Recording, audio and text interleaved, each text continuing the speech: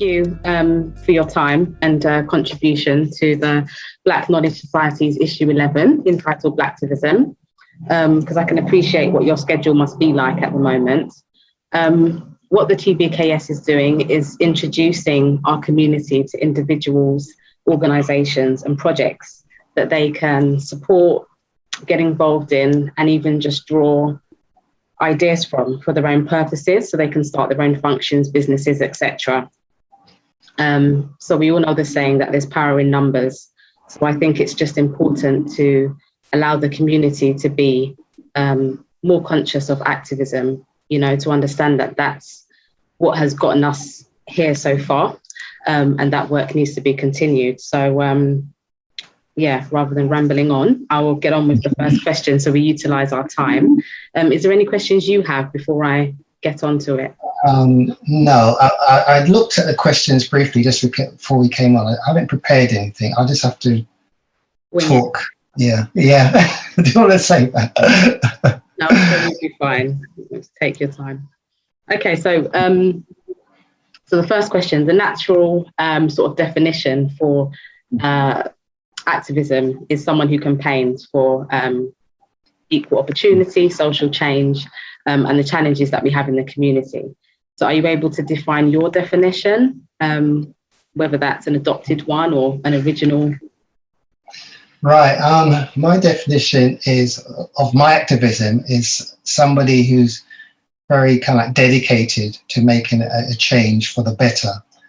My activism has come about working in the African Caribbean community. And I wasn't even aware that it was activism when I started. I just opened up a small Saturday school some 34 years ago and started teaching children. So I just wanted to make a change for the better. So the word activism kind of like sounds a little formal for me, but I guess it is what I've been doing for the last 34 years. Wonderful. Yeah, no, it's interesting that you say that, because I guess I think a lot of people do tend to have a non-clear understanding of what activism is. They tend to think it's, maybe you standing with a placard in central London or something, but activism is actually so much more that we can do to kind of nourish the community. So given what you said, to what extent has your life so far been guided by this idea, either consciously or unconsciously? Right, well, I suppose in a sense I was born into it, because my parents were very kind of active in the community, not necessarily in a political sense, but in a social sense. My father organised dances, coached trips, raised money for a telephone system to be sent back to Carriacou, Grenada.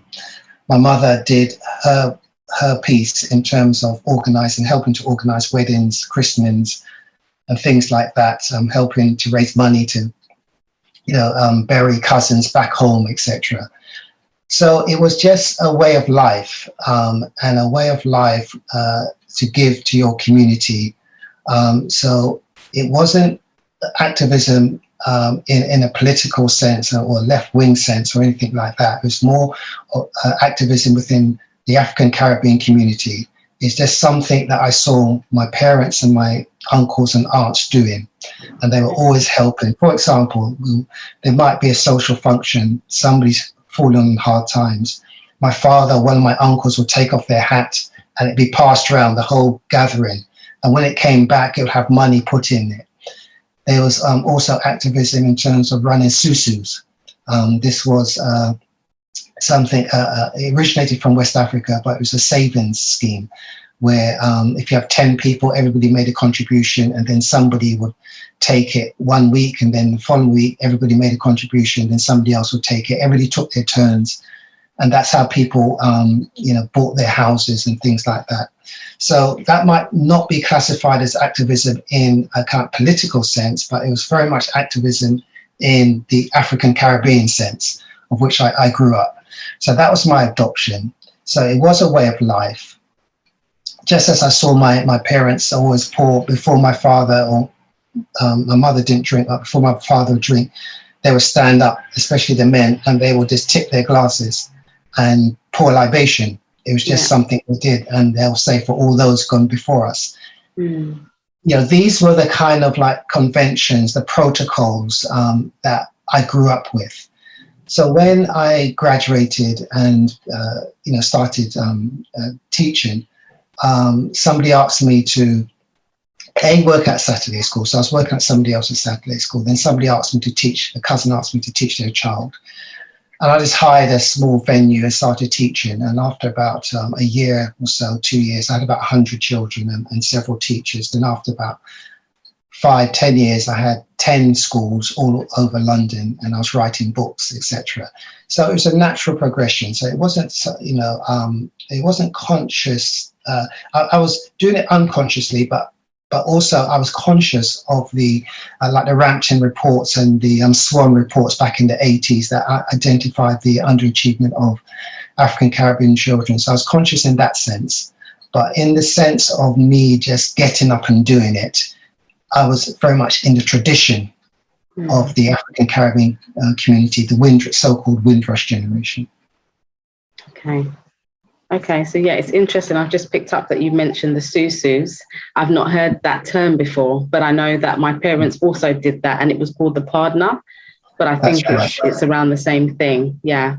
And it's just nice to hear you say that you've watched your parents and adopted their way of doing things, because I think in the community these days we're kind of losing that cultural richness of things that we've seen our parents do, which is another conversation for us to kind of carry on and continue our historical efforts. Okay, so many in the Black community lack the value of economic empowerment and the realization that the answers to the challenges that we are facing can be progressed by drawing upon the tools that we already have in our community. So the question that I'm asking you is, to your understanding, how important is activism to the nation building agenda of the Black community? Well, I mean, activism is at the heart of nation building, but to be an activist, you've got to have a model, you've got to have a template. And very often what happens is that we think there's no template. We think there's no model because we don't know our history. And I'm not talking about history, African history or Black history from the point of, feel-good history. This king did that and that queen did that. I mean, that's got its role as well. But it's from looking at history and diagnosing it in the sense of, all right, you had, say, like you had Ghana, Mali, and Songhai. Well, how did they structure their government? How did they collect taxes? How did they build their community? What role did men have? What role did women have, etc., etc. So we really have to, if we want to be an activist, we have to look at these models, these templates, and have to bring them to the 21st century, because they are built really what our history is good practice. We've got to study good practice, but we've also got to use our history for self-criticism as well. And once we do that, then history guides our activism, and we're not so naive. I see a lot of people trying to reinvent the wheel, or I see conversations that people should not be having. Or I see people unaware that there was good practice here, there's good practice there, there's, et cetera, et cetera. So you tend to kind of wander around blindly and naively. And when you do that, other people who do study their history and who actually know your history, secretly, they know your history better than you do, they know that you are you can be had, as Malcolm X would say, you could be taken, And so I would say the templates, the models within our history is essential for nation building, because we've built nations on all continents of this planet. Mm-hmm. You see, Africans migrated, some say just 70,000 years ago. Others are saying 125,000 years ago. We left Africa. We built nations in Africa. We built nations in Arabia, in India, in Australia, in Europe, etc., etc. And one of the reasons why it's such a big issue about us studying our history is because, A, it provides answers. And providing answers means that you would dismantle the power structures that others have built around you and have exploited you. As they built their power structure, they've exploited you. So in a nutshell, I would say the nation building that we need exists, and it exists in our history. But we have got to have a mindset, because many people are not approaching Black history or African history with a mindset of, say, we need to look at this for our development. We need to look at this for, in terms of economics. What economic system did Songhai have? Why was this massive kingdom? And they had a lot of kingdoms within this kingdom. Why was it so efficient? Why was the taxation system so efficient? Look at how we used to conduct international trade. And even if you look at when if you go to, like, say, British Museum, or you go to Egypt, or you're in Nubia or ancient Egypt, and you see the statues, what mindset made these Africans build these gigantic statues of simply a Black man and a Black woman sitting next to each other with serene smiles on their face? That is nation building. That is saying we govern as a spiritual union. That's what the relation, the Black man, Black woman relationship is, a spiritual union, We govern as a union, and they have these smiles to show that they are benevolent governors, you see. So it's the mindset. So when we study our history, it puts us in the mindset. Because, like, when I started and I said to you, I just opened up a little school, then I ended up with 10 schools. I did not have the mindset to think globally. It's taken me 34 years to think globally. So now I work with schools and organizations in 9 different countries, as well as here in the UK. But if I had that mindset from when I started, and I was imbued with that mindset, I would have, I'm sure I would be in at least 50 countries now, Wow, that's so powerful, David. The fact that you're working with 9 different countries. I actually thought it was just 2, but I obviously haven't done my research. So that's wonderful that you've progressed that far. It's interesting that you talk about the history, because I feel that that's something, and speaking to a certain extent also for myself, that I think that we are lacking in the community, and we're going to certain other sources that are not giving us the fullness of learning that in a rooted way. So what I mean is that, there's a lot of things that you find on social media, and people use that as their tool of information.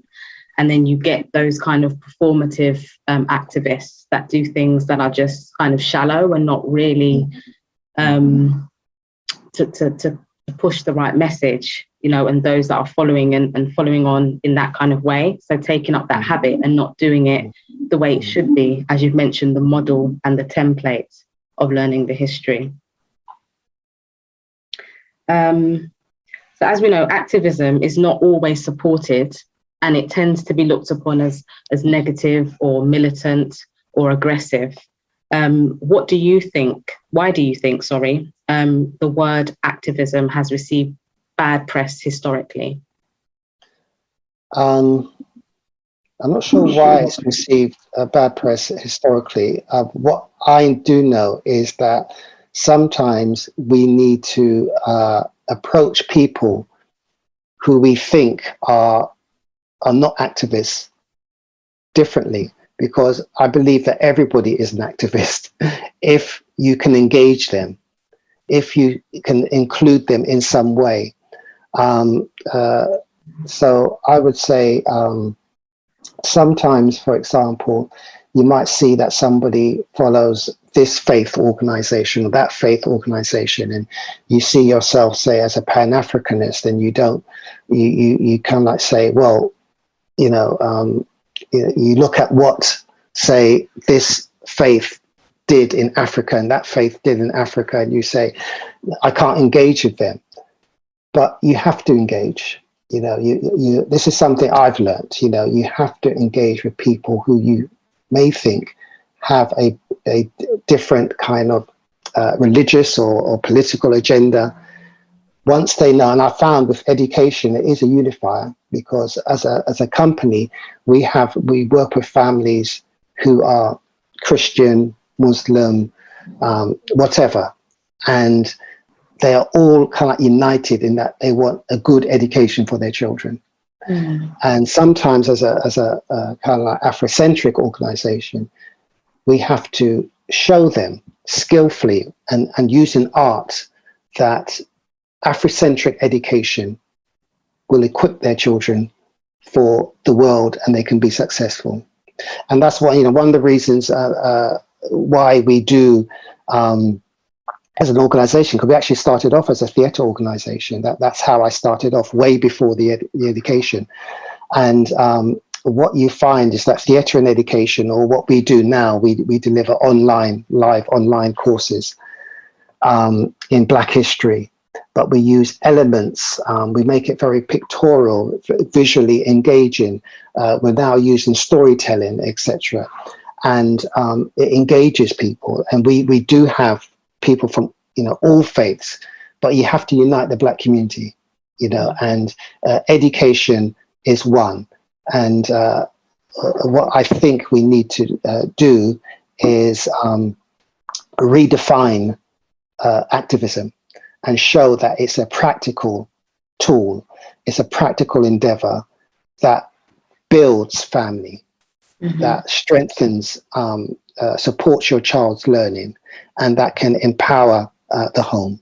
And once you pull it in that way, as opposed to putting it in a kind of as an ideology, and then you can lose people, because they've got preconceived ideas, and you've got to skillfully navigate around those preconceived ideas, you see, and just show them that this is your activism is really about us being human, who we are. And we can't be who we are because of, whether it's white supremacy or what have you, but you can't even use language like that, because they'll run away, So I find, having, run Simon Education, we used to be known as Ebony Saturday Schools back in the day, way back in the day. What I find is that once you engage a family, as we have to do, and you start talking to them about their child's learning, we've got a book there, How to Lock Your Child's Genius. All families engage in that. All families want to unlock their child's genius. Another book, How to Lock Your Family's Genius. All families want to unlock their genius. And once you start talking in that type of language, then you find that your activism is not classified as activism. Of course, that's what you're doing, but you're engaging them, you're empowering them, and then it's not seen as something negative and foreign, and something that with a strange ideology that attacks their religion or what have you. Right. Some people are not too interested in activism, or if they are, they don't necessarily know where to start. So what is one simple form of activism we should all be engaged in regularly?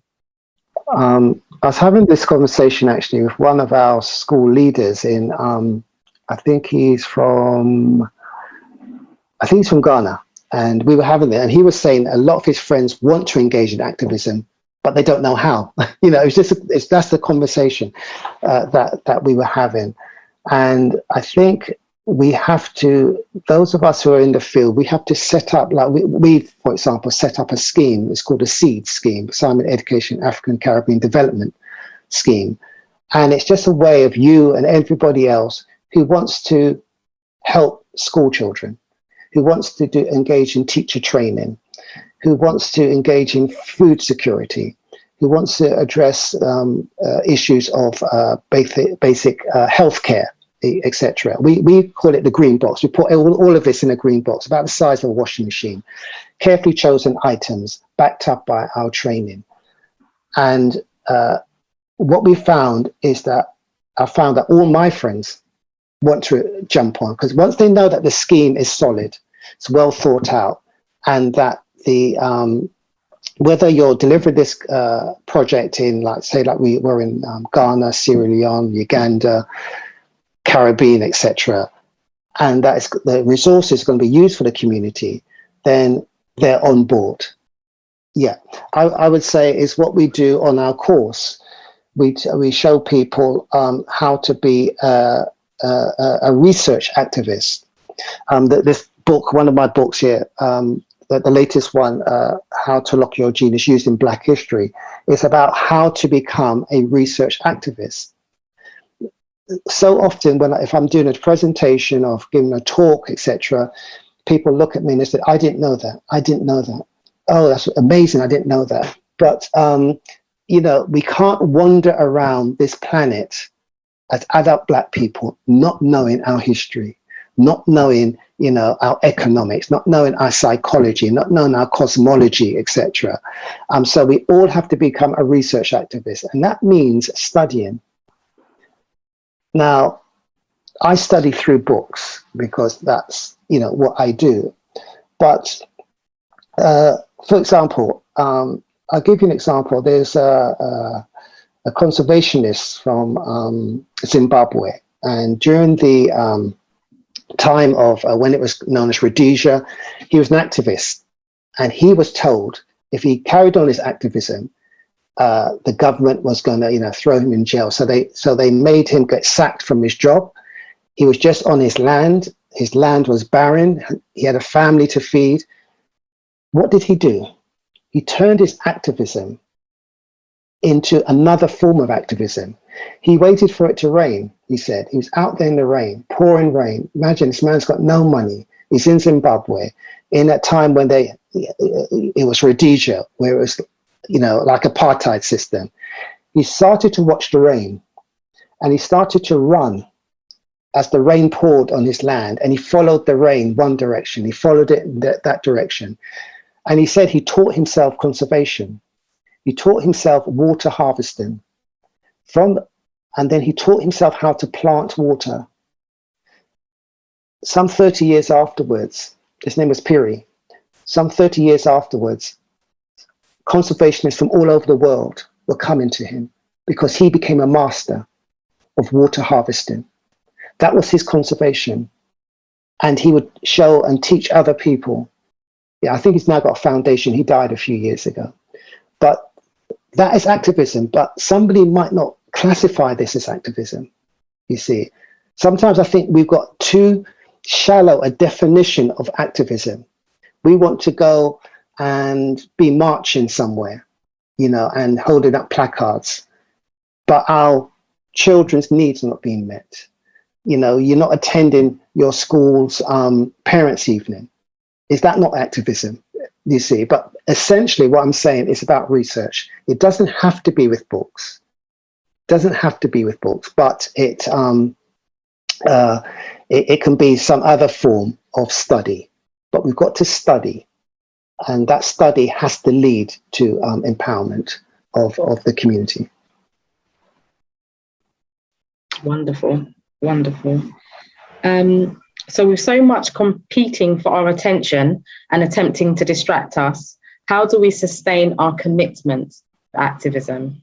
Because a lot of people use it as an excuse. Oh, I haven't got the time, work, children, whatever else. Yeah. Well, I know it's difficult, but you've got to, start in a very simple way. And a very simple way is about time management. One of the books behind me, the first one in the series, How to Lock Your Child's Genius, I wrote it on this desk here and this was some 20 odd years ago. And I wrote it with, I always say, one hand, because I was holding my daughter in this hand. You see, I still had to attend to my duties as a father, and I would be typing one hand, and but it was time management and how I made the time. I love football. I love watching football, but I had to ask myself, if my community is in such a bad way and I'm spending 2 hours watching a match, take that time. So I took that time. And I started investing it. and I'll be reading, I'll studying. When I was on the train, when I should be a teacher, I used to read on the train. So I should do my research, my reading on the train. I did my, my masters and everything on the train reading. And when I got home, I used to just have an hour and a half, and I'll just use that hour and a half. So basically what I'm saying is about time management. Mm-hmm. We all have time, but if you said to that person, do they watch their favorite soap opera? Do they do this? Do they do that? They find the time for indulging in things, creature comfort things. But we've got to find a time. So once you monitor your time, I mean, right now I get up. I deliver all these courses, but I get up very early to write. Mm. So you get up very early. We should all be rising with the sun, and so it's about time management, really. Yeah. Oh, very powerful. I like that story with your baby in your arm. That must make it even more sentimental, the journey that you've had. Yeah, and just generally start small. Okay, so in society we have doers and we have talkers. And I definitely look at you as a doer when I, look at all the things, the projects that you've got and the things that you're involved in. Are you able to complete the statement for me? My activism is inspired by? My parents and my culture. Perfect. Summed up perfectly.